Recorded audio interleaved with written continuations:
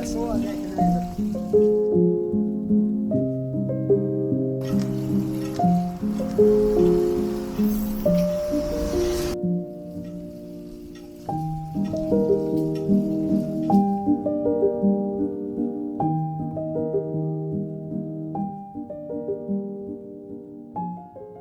I applied for this job.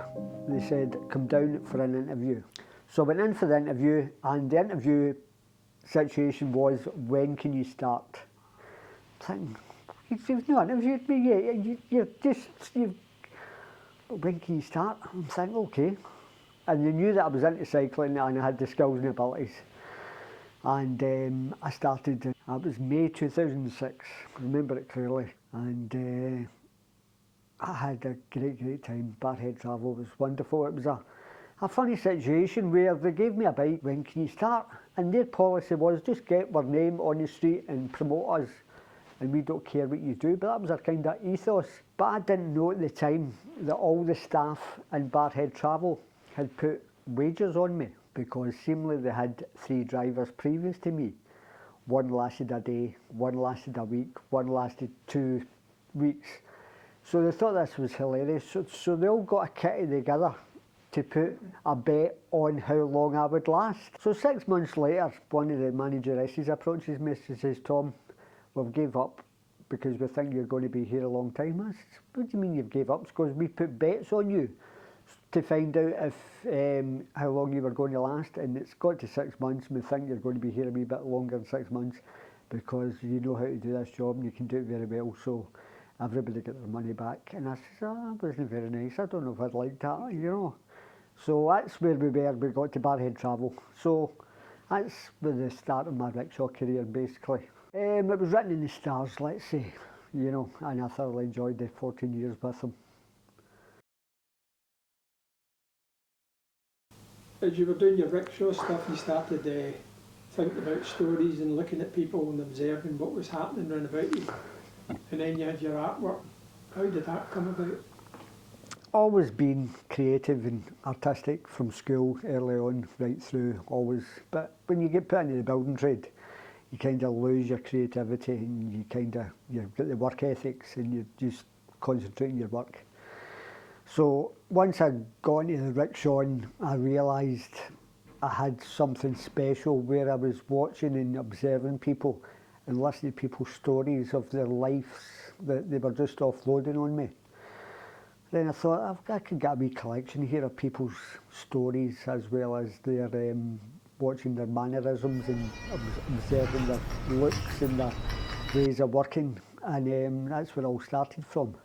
It was George Square was a major factor on the rickshaw. Being a tourist destination, I thought it would be great and wonderful to pick up tourists, take them around the city, give them a bit of chat, show them some architecture, and that's what I've basically done with George Square and the rickshaw, and that's how I got my collection of drawings and stories together from that, which is still ongoing.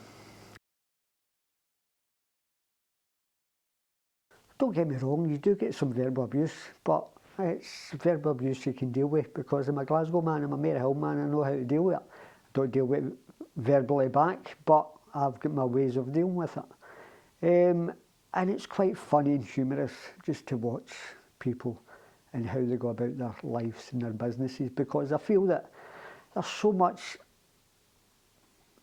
sadness in the world where they're working in a job they don't like, Monday to Friday, then they go out on a Saturday and they get pished, or a Friday night and they get pished, and they feel that that's their way of living life, because they know they've got to get back to the grind again on the Monday.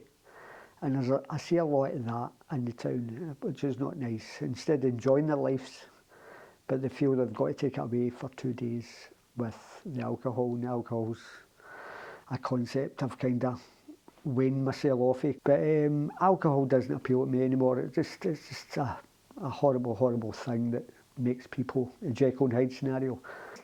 I think the rule book is went out the window now. The rule book of respect. I see on a regular basis where the respect of other people or other adults, whatever, is kind of, we've lost the respect of human kindness. And And when people get alcohol in them, they become, as I said, the Jekyll and Hyde scenario. You know, not everybody, but there is a lot of it, and I see it. One instance in particular, a woman approached me rather drunk, and she wanted to ride in the rickshaw, and she says to me, "Do you know what you are?" I says, "Tell me, what am I?" She goes, "You're a fucking ball bag." So that was the opening gambit. So I says to her, in my way of calming the situation, "I am the best ball bag you'll ever know."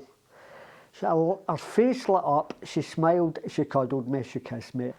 And I seen her face light up, and I'm thinking, maybe there's unhappiness in her life, and she's got to take it out on another fellow person, or a male, or whatever it may be, where she'd had an issue with her husband and I got the verbal abuse.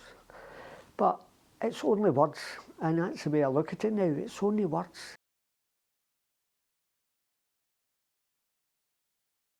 The idea about the Rickshaw Art Gallery? Well, it's going to be a plan where I'm going to run right through to 31st of December with the rickshaw that I do, if it lasts that long.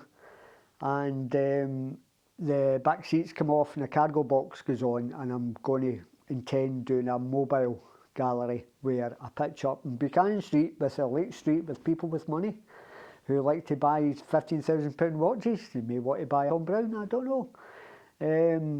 So that's a plan. But let's see where it goes. So what do you make of the idea about a Glasgow Almanac, a people's guide to the city? I think it'll be well appreciated, and it's something that the tourists would appreciate more, because the amount of tourists come to Glasgow or come to Scotland and they don't know certain parts of our history or certain parts of our lives, and what we've done, we've got so much history, Glasgow and Scotland, of the shipbuilding, the trains, the whole shebang. We created so much wealth in our world that people don't know that. So can I sign you up as a Glasgow geographer? Call me whatever you want, go for it, aye, because that's what I do. I kind of promote Glasgow in a funny sort of way.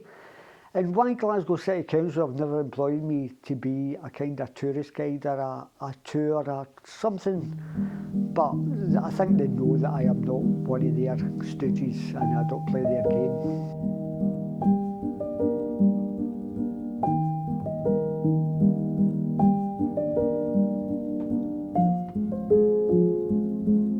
So rickshaw, for me, if I could put the rickshaw in the NHS, I would do it and tell people, jump on a rickshaw and you'll feel a lot better.